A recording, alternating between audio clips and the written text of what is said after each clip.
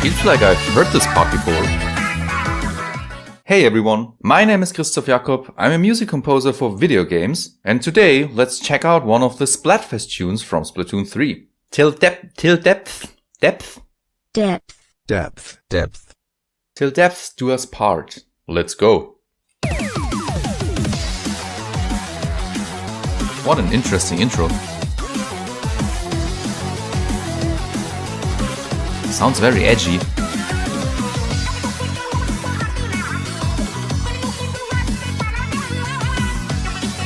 Nice.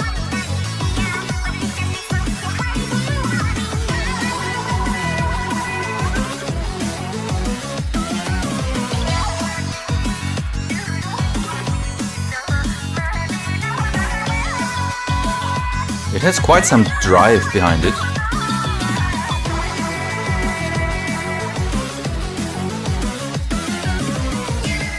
The tune starts in a quite frantic and almost comical fashion, with different synth sounds which all have some sort of downwards tendency to them. Almost as if things are about to go down. I already made this same pun in a different video and it wasn't even funny the first time. For the remaining part of the intro, all instruments are playing in unison, which basically means that all instruments are playing the exact same notes at the same time. More instruments join in after this almost edgy sounding main riff has been played once, but all the instruments stay in unison for the entire duration of the intro. They are backed by a massive sounding electronic drum beat that makes sure everything is glued together nicely. One thing about this tune that instantly got my attention though is the fact that there is not a single chord change, at least so far. All the musical parts, be it the bass, the synths or the vocals, they dance on and around an F-sharp blues scale.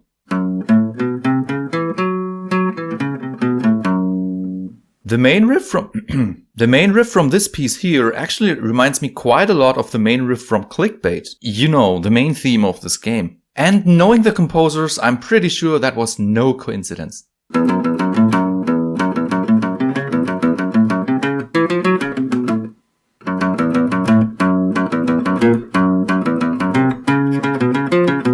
Once Fry's vocals, which seem to be roughly 50% to the right, so you can hear them primarily on your right ear, once they kick in, the main riff temporarily disappears. Yet the low synth bass instrument is actually still subtly outlining an F-sharp blues scale in the background. Once Fry is done singing her parts, the main riff reappears and everyone is playing in unison once again.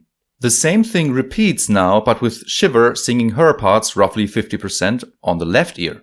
Shiver's traditional Japanese influences really show a lot in her singing parts. The fact that she's pretty much exclusively singing notes from the so-called minor pentatonic scale, as well as her shouting outbursts every now and then, something that is said to be reminiscent of traditional Japanese taste. Both Shiver and Fry have a lot of little embellishments on the notes they are singing, sometimes maybe even a little too many for my personal taste. I imagine it could have sounded more interesting, more impactful and more special if those embellishments weren't used all over their singing, but instead just here and there a little. But who knows, maybe I'm wrong.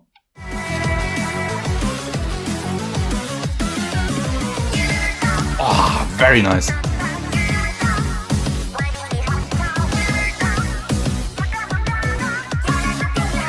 This part was awesome. This section, which is quite a bit more reserved and functions as a sort of pace breaker for this tune, starts with what is easily my favorite part about this entire song. So far, we've constantly been on an implied F-sharp minor chord.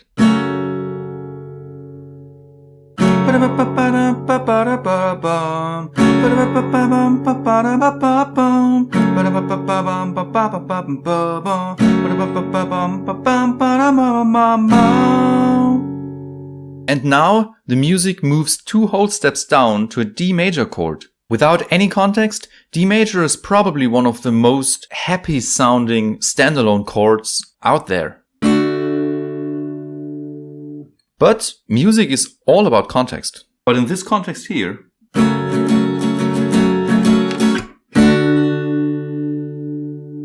when you're in a minor key and you move 2 whole steps down and make that chord a major chord, you always end up on one of the most epic, one of the most triumphant dramatic, bittersweet and emotional chords or chord functions out there. The so-called flat 6 chord. I talked a lot about this flat 6 chord in my previous video about the final boss theme from Sonic Frontiers, so you can check that out later if you're interested.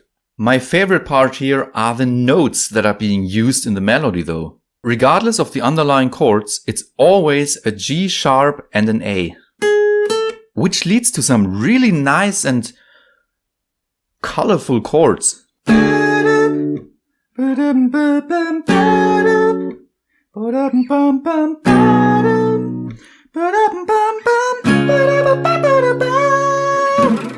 This middle section actually also reminds me a whole lot of a song from Sonic Heroes. There's a part that, at least to me, sounds almost exactly the same. It goes something like this.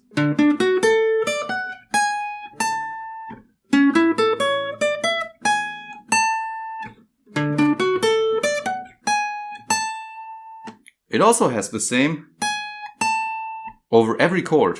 I also love how right before it moves on to the next section, there's a vocal element in there a little on the right, which sounds a lot like one of the "This Way" samples from the Octoling Girl. This goddamn way. You know me. This part was awesome.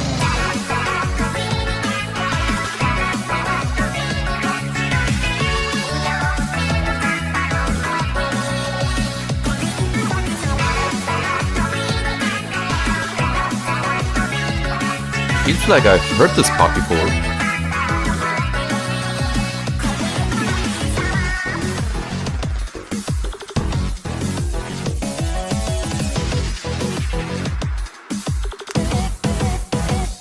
Nice. Did you notice something about this final section? Did it maybe even sound a little familiar to you and you can't even quite pinpoint why? Let me actually show you something.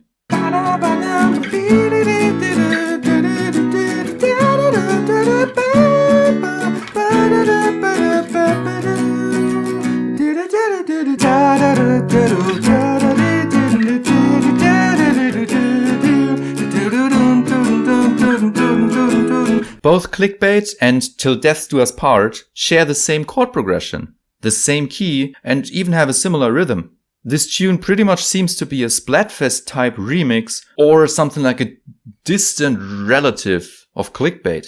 Usually, it's the Clickbait leitmotif melody that appears in lots of other songs on Splatoon 3's soundtrack.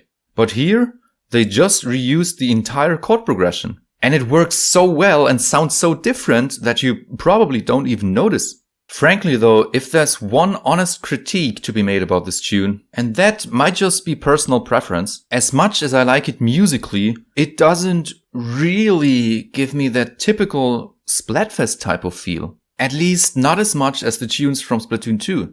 It definitely is a solid piece of music though. What are your thoughts on this? Thanks so much for watching. For more reaction and analysis videos, you can click here. For my own little Splatoon inspired album, you can click here. And in case you'd like to hear my take on Salmon Run music, you can click here. See you next time.